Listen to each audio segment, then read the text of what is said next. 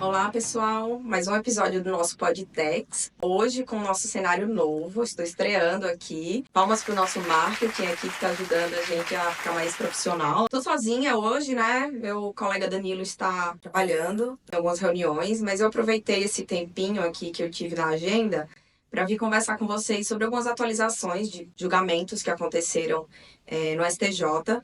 São dois temas relevantes que eu destaquei aqui para a gente comentar rapidamente, para tentar deixar todo mundo atualizado, né? Porque vocês sabem que os tribunais eles continuam num movimento muito grande de julgamentos de temas tributários, tanto o STF quanto o STJ. Eu escolhi dois temas que não são, né, muito similares aí entre si, mas que são relacionados a controvérsias que aí transitam, né, em matéria tributária, aduaneira, enfim. E aí o primeiro deles é o seguinte, no começo de novembro agora, a gente teve uma afetação, né, de um tema, e aí explicando o que isso significa, o STJ decidiu, né, que vai julgar determinada matéria na sistemática de repetitivos. E o que isso significa na prática? Significa que o STJ vai escolher agora, né, determinados recursos, e aí são os recursos especiais, né, que estão lá no Superior Tribunal de Justiça para julgamento, e o que ele decidir no julgamento desses recursos vai valer para os demais processos que discutem o mesmo tema no judiciário. Isso é uma forma de pacificar a jurisprudência, né? E evitar que se discuta durante mais tempo ainda determinado tema, porque ainda não há uma certa um reconhecimento de que esse tema de fato já não é objeto de controvérsia. E qual que é esse tema, né? Ele fala da prescrição intercorrente em infrações aduaneiras. Eu lembro que a gente já trouxe esse tema aqui rapidamente, comentou algo sobre ele, né? Falando que. Vamos até voltar um pouquinho antes de entrar exatamente no que será decidido pelo STJ. A questão da prescrição intercorrente, gente, é quando o processo, né? E aí eu vou falar do processo em geral, ele fica parado por um tempo. E por conta desse processo ficar parado por um tempo, um determinado lapso temporal, se entende que haveria a prescrição, né? A prescrição e o direito do fisco continuar cobrando esse crédito, né? Esse débito que está sendo discutido aí no processo. Via de regra, a prescrição, ela sempre é discutida em execuções fiscais, né? Principalmente a prescrição intercorrente, tá? E aí sempre se discutiu também se esse tipo de prescrição intercorrente seria aplicável a processos administrativos. Especificamente falando do tema que foi afetado agora no STJ, a gente fala de infrações aduaneiras. E por que é importante fazer esse destaque, né? Existe uma lei. A lei é uma lei antiga, tá, gente? Assim, só para explicar, é a Lei 9.873 de 1999. Não é tão antiga também assim, né? Acho que tem muita lei velha aqui do sistema tributário. Mas ela fala, né, do processo administrativo federal.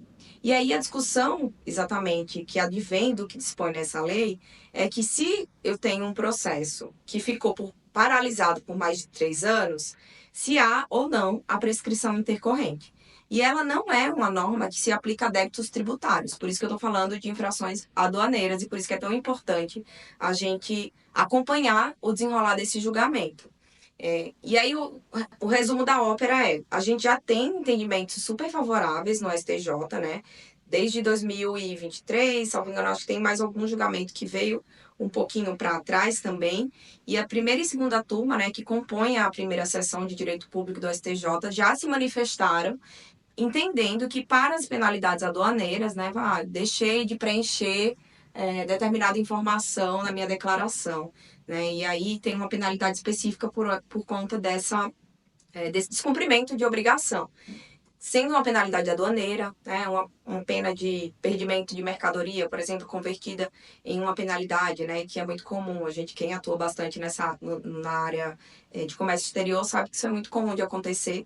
Se esse tipo de penalidade seria, de fato, estaria sujeita a esse prazo de 3 anos, que é o que prevê essa legislação que eu comentei com vocês. E aí a boa notícia é o seguinte, a gente já tem um entendimento favorável das duas turmas, né, ou seja, as duas turmas do STJ que julgam esse tema de direito público, eles já têm a pacificação da matéria. E aí vocês podem me perguntar, mas por que que então o STJ decidiu afetar esse tema, né, trazer lá para essa temática de recursos repetitivos?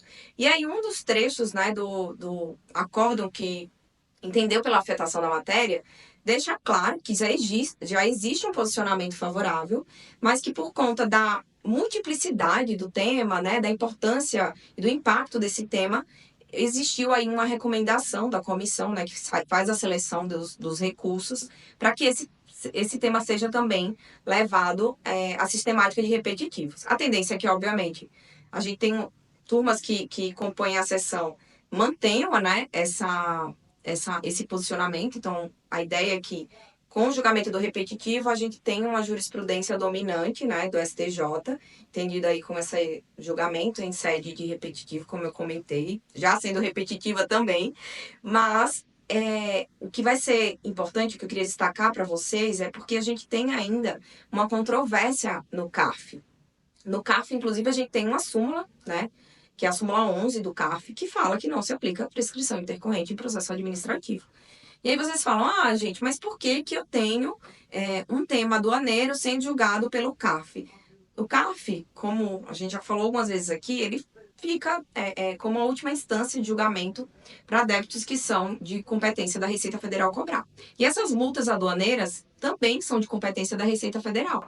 Então, acaba que o processo administrativo, né, que via de regra também é utilizado para essa discussão de débitos tributários, também é o mesmo processo administrativo utilizado para essas discussões aduaneiras.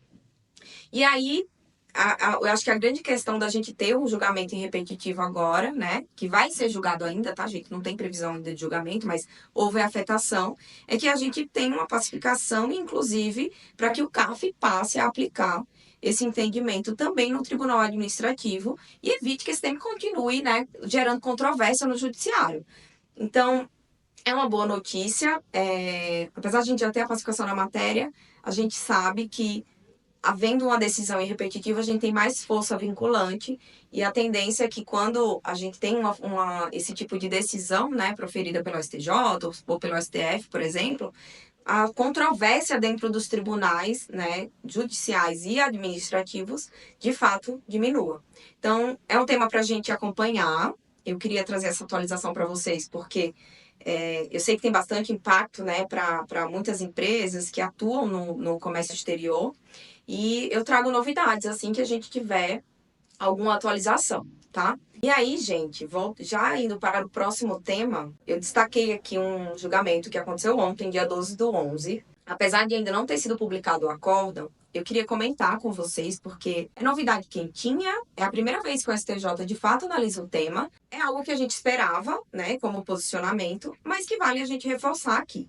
Vocês sabem que lá em 2017, o STF julgou aquele tema 69, né, que foi aquela chamada tese do século, que decidiu que o ICMS não integra a base de cálculo do PIS e da COFINS. Todo mundo lembra disso, né? Foi um bafafá, foi quando depois o STF fez modulação de efeitos de decisão, né, para decidir quais os contribuintes poderiam ou não utilizar aquela decisão com efeitos para o passado. E, a partir dessa discussão, obviamente, outras teses filhotes, como a gente já comentou aqui em outras oportunidades, começaram a surgir. E uma delas é a discussão do DIFAL. O DIFAL nada mais é do que a diferença entre alíquotas que é cobrada, né, dos estados. Então, ele é o ICMS, mas ele é cobrado de outra forma. E, geralmente, ele é cobrado dessas operações que destinam mercadorias ao consumidor final, que esteja localizado em outra unidade da federação, exatamente para ter essa questão de repartição de receitas, né, para ter essa divisão de recolhimento no estado de origem e no estado de destino. Esse é o resumo da ópera. E aí, a grande questão aqui é que o STJ ontem analisou um recurso especial, não foi em sistemática repetitiva, tá, gente? Então, assim, é um recurso especial que subiu lá para o STJ e eles decidiram que o diferencial de alíquota, né, esse DIFAL, de ICMS, também não integra a base de cálculo do PIS e da COFINS. E aí, os fundamentos do julgamento, o julgamento foi bem rápido, tá? A relatora era Regina Helena Costa. Como não houve controvérsia na pauta, né? Esse caso até estava no plenário virtual. Ele foi destacado para que ela levasse ele para o plenário presencial, mas não houve, gente, grande discussão. Então, assim, o que eu vou trazer aqui é o resumo do que a gente assistiu, mas é sempre bom aguardar a publicação do acórdão para ver se tem algum detalhe importante e técnico para a gente considerar. Mas, na prática, ela fez menção a esse julgamento do tema 69, né, que é o tema da tese do século, do ICMS, e fez aí Eu vou até pegar aqui um trecho que eu destaquei. Eu destaquei aqui o que a Regina Helena Costa falou ontem. Ela falou: este é um tema inédito e é a primeira vez que o tribunal está se pronunciando sobre isso, afirmando o direito de não inclusão do default ICMS nas bases de cálculo do PIS e da COFINS. Como eu disse, a gente ainda aguarda a publicação de acórdão, né? Isso foi julgado ontem, para entender exatamente quais foram os termos, né, fundamentos, todos os detalhes, e é muito provável que a Fazenda recorra, né, dessa decisão. De qualquer forma, é uma boa notícia para os contribuintes. É o primeiro tema que foi julgado no STJ, na parte de mérito, efetivamente, porque aí, só para fazer um apanhado para vocês, é o seguinte: essa questão do default já tinha subido para o STF também. E aí, quando o STF se pronunciou sobre o tema, ele disse assim: para eu analisar essa questão, eu tenho que entrar em uma análise de legislação infraconstitucional e análise de fatos e provas, e isso não cabe aqui nessa esfera. Então, não analisou o mérito. Ia lá para o STJ, teve um outro momento que eles se manifestaram dizendo assim: poxa, esse tema é matéria constitucional, não cabe aqui a análise do STJ. Então, é a primeira vez que, de fato, se entra no mérito da matéria. E aí, assim, esse lembrete é importante porque os contribuintes, né, que pagaram de FAO ao longo do tempo precisam olhar para isso e entender se eles têm algum valor de PIS/COFINS a recuperar. E, óbvio, ponderar se vale a pena ou não a discussão, né, pela via judicial, para ter aí o máximo de segurança jurídica no aproveitamento desses créditos. Por hoje é só. 2 atualizações tributárias de temas lá no STJ. Se vocês tiverem alguma dúvida, que entre em contato conosco. E até a próxima. Tchau, tchau.